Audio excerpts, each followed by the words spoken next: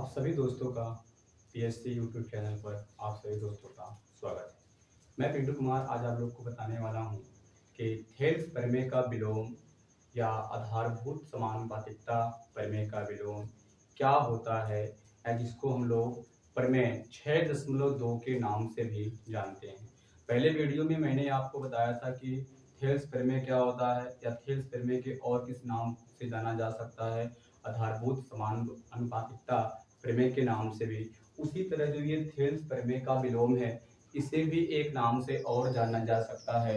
आइए उसको अब हम लोग समझते हैं। कहा है कि यदि एक रेखा किसी त्रिभुज की दो भुजाओं को एक ही अनुपात में विभाजित करे तो वह तीसरी भुजा के क्या होती है, समांतर होती है। मतलब हमें एक त्रिभुज दिया गया है और उस त्रिभुज में हमें क्या करना है कि एक त्रिभुज में एक रेखा किसी त्रिभुज की दो भुजाओं को, मतलब एक ऐसी रेखा होगी जो त्रिभुज की दो भुजाओं को क्या करेगी कि एक ही अनुपात में विभाजित करने का मतलब है कि दो हिस्सों में क्या करेगी, विभाजित करेगी। तो कह रहा है कि वो जो रेखा दो भुजाओं को विभाजित करती है एक ही अनुपात में, वो तीसरी भुजा के क्या होती है, तो समांतर होती है। आइए डायग्राम के माध्यम से समझते हैं। तो हमने कहा ये आपका एक क्या है सर, ये आपका एक त्रिभुज है, ठीक। अब इस त्रिभुज का नाम अगर मैं ए, ये बी और ये हमारा क्या है सी, यानी त्रिभुज ए बी सी की अगर हम लोग बात करते हैं तो इस ए बी सी में कहा है कि ये जो तीसरी भुजा, इसको हमने मान लिया कि डी ई हमारी क्या है, ये डी ई हमारी एक तीसरी भुजा है। और ये डी ई तीसरी भुजा क्या करती है कि इस B C sorry A B और ए सी को, ए बी और ए सी को AD बाई DB और AE बाई AC के अनुपात में विभाजित करती है। ये हमें क्वेश्चन दिया है। तो कहा है कि जो DE होगा ना, ये BC के क्या कर दीजिए, समांतर सिद्ध कर दीजिए। ये हमें सिद्ध करना है। तो उसके लिए हमें क्या करना पड़ेगा, जो दिया है पहले हम लोग लिख लेते हैं। हमें क्या क्या दिया है, दिया है कि त्रिभुज ए बी सी में, त्रिभुज ए बी सी में डीई ए बी व ए सी को एक ही अनुपात में क्या करती है, विभाजित करती है। त्रिभुज ए बी सी में डीई डीई में डीई ए बी तथा AC को एक ही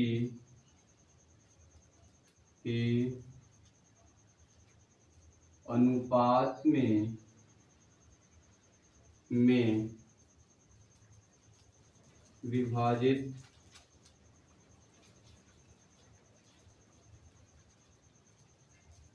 विभाजित करती है।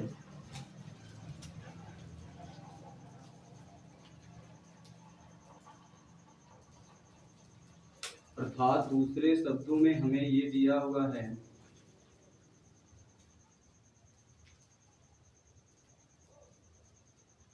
अर्थात कि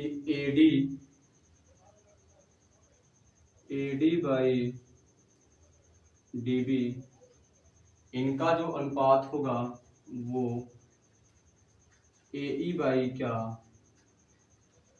EC के अनुपात के क्या होगा, बराबर होगा। मतलब हमें दिया है कि ए बी सी एक त्रिभुज है, इसमें जो ये डीई है वो भुजा ए बी और ए सी को एक ही अनुपात में विभाजित करती है। तो कहने का मतलब क्या है, A D by B D बराबर होगा ए ई बाई क्या ई सी के। तो अब हमें दिया हुआ है, सिद्ध क्या करना है उस चीज पे, तो सिद्ध करना है कि जो डीई होगा ना, ये बीसी के क्या होगा, समांतर होगा। तो हमें सिद्ध क्या करना है, सिद्ध करना है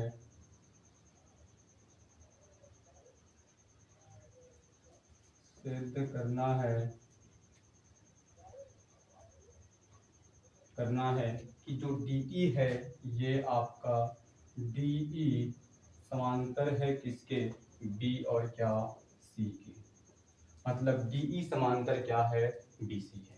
तो हम इसमें क्या करते हैं, एक रचना करते हैं। देखिए रचना करने का मतलब हमने अगर थेल्स प्रमेय देखा था तो थेल्स प्रमेय में ये कहा था कि DE BC के समांतर है, तो सिद्ध करिए कि AD बाई DB का अनुपात जो होगा वो AE बाई EC के अनुपात के क्या होगा, बराबर। अब इसी में हमें उल्टा मतलब हमें ये चीजें यहाँ दी गई थी और ये चीजें हमें क्या करनी थी, सिद्ध करनी थी।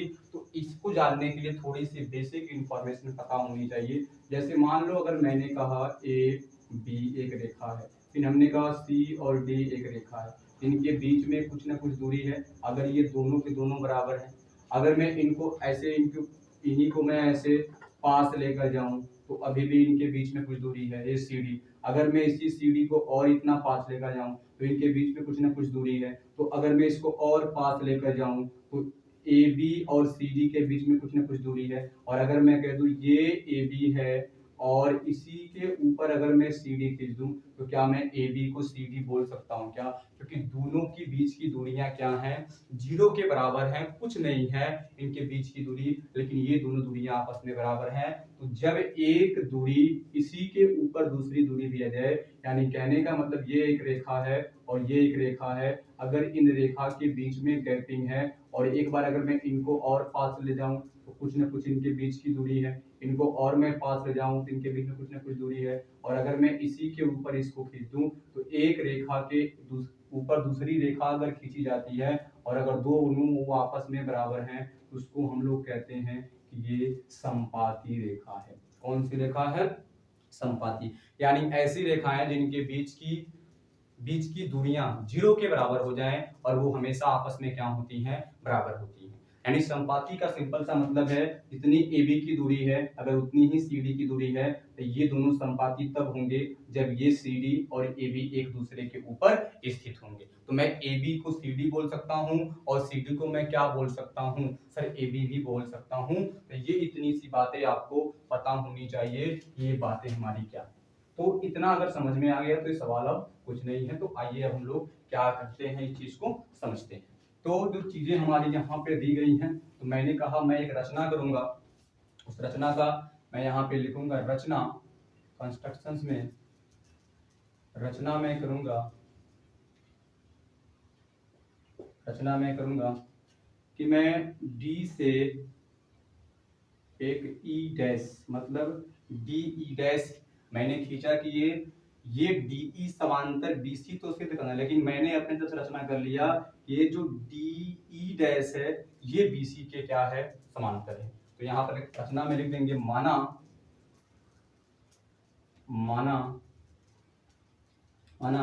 ये जो हमारा है DE डैश ये जो है ये BC के समांतर है और अगर ये इसके समांतर है, DE डैश अगर BC के क्या है, समांतर, मैंने इसको माना कि ये इसके क्या है, समांतर है, तो इसका मतलब ये है कि ये इसके समांतर नहीं होगा, ये इसके समांतर नहीं, क्योंकि ये हमें सिद्ध करना है। तो ये इसके समांतर तथा DE is not parallel BC, ये समांतर का सिंबल है और इसको मैंने काट दिया, मतलब ये समांतर नहीं है। ठीक, तो अब मैं कहता हूं अगर ये तो ये तो हमने रचना से ले लिया। उसके बाद जो अब अगली हेडिंग जहां से हम लोग स्टार्ट करते हैं ये हमारी है उपपत्ति, इसी में सब कुछ काम होता है। तो यहां से हमने लिखा है ये DE डैश अगर ये समांतर है किसके, BC के, तो ये आपने लिखा तो कहां से लिखा, सर रचना द्वारा मैंने लिखा, क्योंकि मैंने इसको रचना से माना है तो मैंने ये रीजन देना पड़ेगा। इसको मैंने लिखा तो कहां से लिखा सर, इसको मैंने लिखा रचना के द्वारा। और अगर ये हमारा है समांतर तो यहाँ पर हम थेल्स प्रमेय लगा देंगे। क्या लगा देंगे, थेल्स प्रमेय लगाओ। तो अगर ये भुजा इस भुजा के समांतर है, मान लो ये भुजा नहीं है, अगर ये नहीं है तो ये बताओ ये इसके समांतर है, तो क्या थेल्स प्रमेय के अकॉर्डिंग क्या AD बाई BD और क्या AE डैश क्या E डैश के अनुपात के बराबर होगा। यानी कहने का मतलब क्या है कि अगर DE डैश समांतर है BC के, तो AD बाई DB मतलब AD बाई DB का जो अनुपात होगा ये बराबर होगा किसके, AE डैश बटे क्या, बटे आपका E डैश क्या बन जाएगा सर, C बन जाएगा।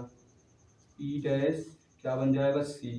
और ये आपने कहाँ से लिखा सर, BPT के द्वारा, मतलब थेल्स प्रमेय के द्वारा। तो यहाँ पर लिख दूंगा बाई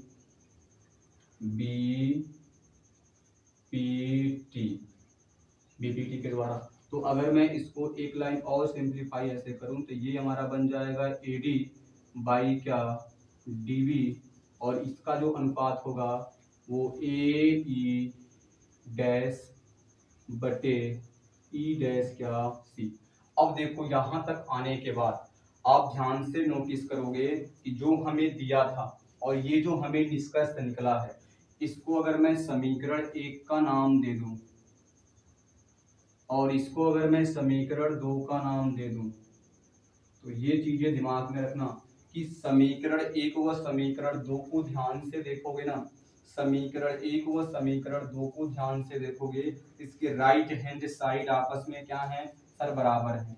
अगर राइट हैंड साइड आपस में बराबर है तो ये कहता है किसी भी समीकरण के राइट हैंड साइड बराबर हो तो उसके लेफ्ट हैंड साइड भी आपस में क्या हो जाते हैं, तो बराबर हो जाते हैं। समीकरण 1 व 2 की तुलना करने पर, समीकरण 1 व 2 की तुलना करने पर यहाँ पे लिखेंगे समीकरण 1 व 2 के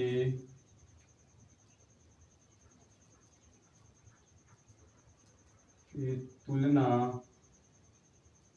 करने पर, जब समीकरण 1 व 2 की तुलना हम लोग करेंगे तो मैंने आपसे कहा कि left hand side A B है, लेफ्ट हैंड साइड जो आपका है ये लेफ्ट हैंड साइड बराबर है, तो राइट हैंड साइड आपस में क्या हो जाएंगे, बराबर। मतलब ए बाई ई सी बराबर होगा ए डैश बटे क्या ई डैश क्या सी। अब देखो हमें क्या करना है कि DE समांतर है किसके, BC के, ये सिद्ध करना है। तो DE समांतर BC को सिद्ध करने के लिए हमें ये बटे ये और ये बटे ये अनुपात चाहिए। तो उसके लिए हम यहाँ देखो क्या करते हैं, ये बातें याद रखना कि आपने 9th में पढ़ा है कि यूक्लिड जी ने कहा था अगर बराबर के दोनों साइड बराबर संख्याएं जोड़ें या बराबर के दोनों साइड बराबर संख्याओं का गुणा करें, घटाना करें, जोड़ करें, भाग करें तो मान में कोई परिवर्तन नहीं होता है। तो हम इसमें दोनों साइड में क्या करेंगे सर, एक जोड़ने पर। देखो इससे फायदा क्या होगा, क्यों, क्योंकि देखो हम जानते हैं अगर बीच में क्या होता है बराबर, तो ये वाला और ये वाला, देखो ध्यान से, अगर 1/2 बराबर है 1/2, तो इसका मतलब अगर ये 1 है तो ये 1 होना चाहिए, ये 2 है तो ये 2 होना चाहिए। अगर मैं लिख दूं 5/6, अब बीच में बराबर है, इसका मतलब अगर यहाँ 5 है तो यहाँ 5 होगा, यहाँ 6 होगा तो 6 होगा, तभी तो ये दोनों आपस में बराबर होंगे। लेकिन यहाँ देखो ए ई है, लेकिन ए यहाँ ई डैश है, ये दोनों अलग हैं। ये आपका ई सी है, लेकिन ये ई डैश क्या है, सी, दोनों अलग अलग हैं। तो इन दोनों को बराबर करने के लिए हम क्या करेंगे, दोनों पक्षों में एक जोड़ेंगे। यहाँ पे लिखेंगे दोनों पक्षों में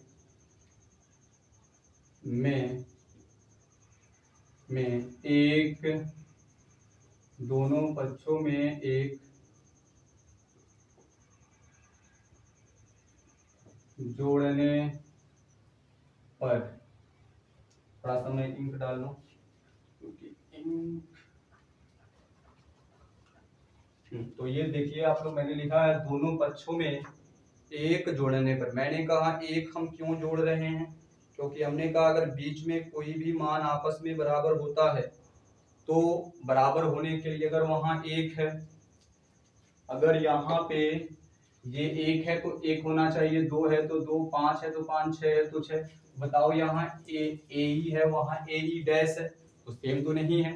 और नीचे ई सी है और बगल में क्या है, ई डैश सी है, तो उनको हमको सेम करना था। इसलिए हम दोनों पक्षों में क्या कर रहे हैं सर, एक जोड़ रहे हैं। देखो ये बनेगा ई ए ई बटे क्या सर ई सी, अब प्लस इधर एक जोड़ेंगे, बराबर में दोनों पक्षों का मतलब इधर भी एक जुटेगा, तो ए ई डैश, इधर क्या है ई डैश सी, इधर भी एक जुट जाएगा। तो इससे सर फायदा क्या होगा, इससे फायदा क्या होगा हम लोगों का, देखो सर इससे फायदा क्या होगा, इसके नीचे एक मान लेंगे, इसके नीचे भी एक मान लीजिए, एरिया गुणा करने भिन्न का जोड़ करने, तो इसका इसमें गुणा करेंगे तो क्या बनेगा, ए ई बनेगा, प्लस में इसका इसमें करेंगे तो क्या बनेगा, ई सी बनेगा। और नीचे का नीचे मतलब एक का ए ई में तो ए ई हो गया, प्लस है प्लस ई सी का एक में ई सी, और फिर ई सी का एक में कर देंगे तो ये बन जाएगा ई और क्या सी, बराबर।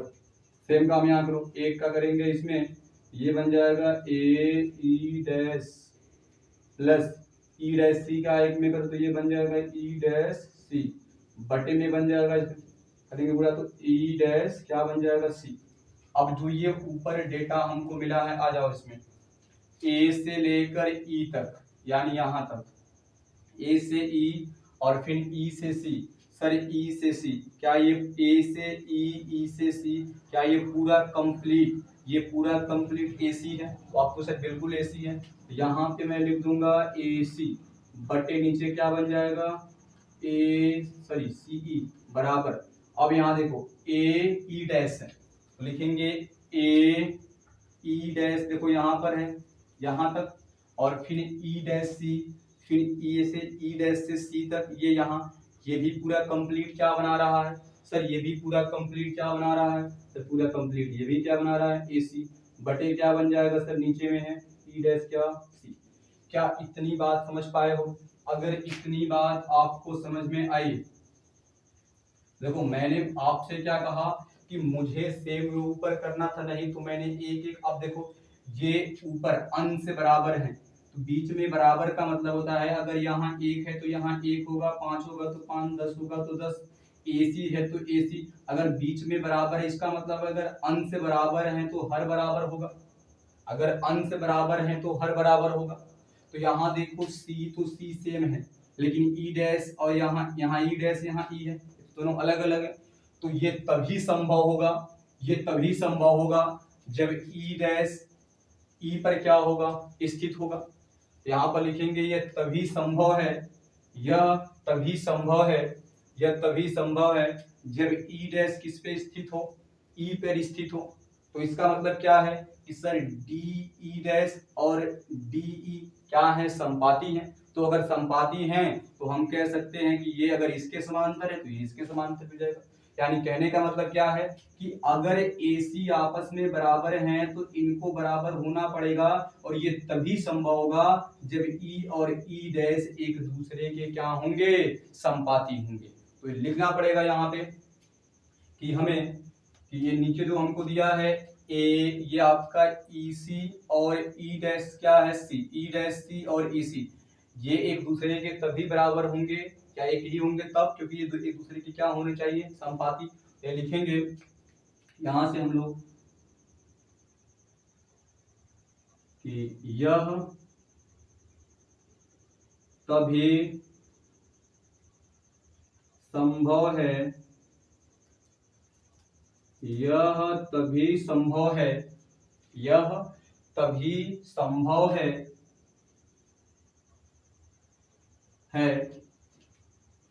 जब DE डैश और DE एक दूसरे के क्या हो, संपाती हो।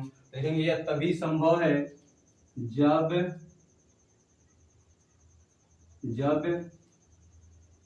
DE डैश और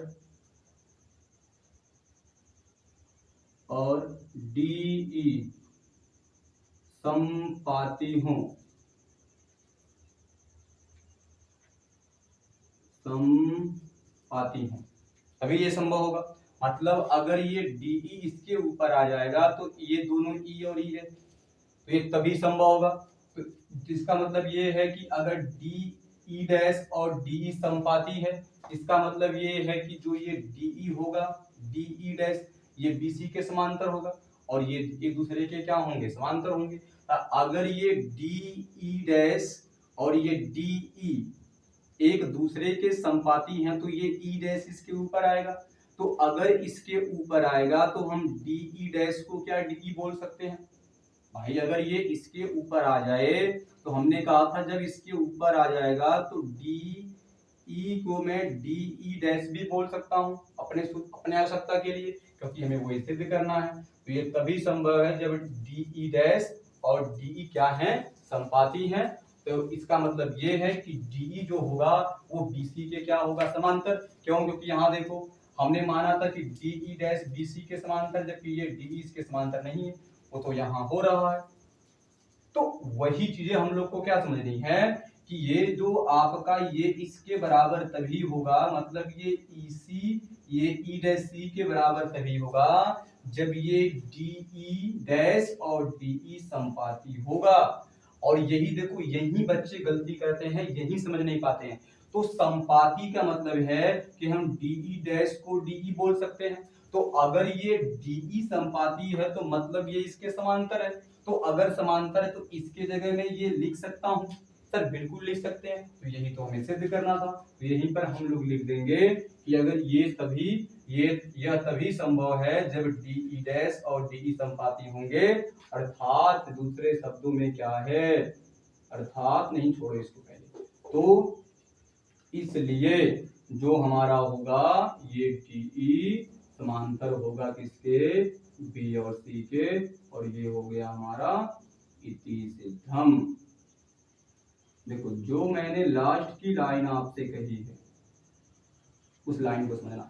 मैंने बस आपसे कहा है कि अगर DE डैश DE पर आ जाए तो ये इसके जगह आ जाएगा तो मैं इसको ये बोल सकता हूँ ना, क्योंकि दोनों संपाती के मतलब मैंने क्या कहा था कि अगर ये मान लो ये DE डैश है और ये आपका DE है, तो अगर संपाती होगा तो ये इसी के ऊपर ये बैठा होगा। तो अगर इसके ऊपर ये बैठा है, चाहे ये इसके ऊपर बैठा है, तो मैं DE को DE डैश बोल सकता हूँ। तो यहाँ पे इसका मतलब ये है कि DE डैश को मैं DE बोल सकता हूँ। तो ये जो होगा ये एक दूसरे के बराबर होंगे, तो इसके जगह में ये भी लिख सकता हूँ। वही मैंने लिखा कि DE डैश DE के संपाती है, तो इसलिए DE जो होगा वो BC के क्या होगा, समांतर होगा। और यही तो हमें क्या करना था, सिद्ध करना था। तो बस तो यही आपका क्या है, थेल्स प्रमेय का विलोम या आधारभूत समानुपातिकता प्रमेय का विलोम, या जिसे दूसरे नाम से जानते हैं हम लोग कि यदि एक रेखा किसी त्रिभुज की दो भुजाओं को एक ही अनुपात में विभाजित करे तो वह तीसरी भुजा के क्या होती है, समांतर होती है। तो जैसा कि मैंने आपको दिखा दिया। तो ये वीडियो आपको कैसा लगा जरूर कमेंट बॉक्स में आप मुझे इसका बताएं कि सर यहाँ पर हमें कुछ डाउट हो रहा है या आपको नेक्स्ट वीडियो किस पे चाहिए, आप मुझे जरूर बताएं, क्योंकि मैंने धीरे धीरे सब पे अपना काम करना शुरू कर दिया है। और ज़्यादा से ज़्यादा अपने दोस्तों को शेयर करें, वीडियो पसंद आए तो लाइक करें, शेयर करें और हमारे चैनल को सब्सक्राइब करें। बहुत बहुत धन्यवाद। जय हिंद, जय भारत।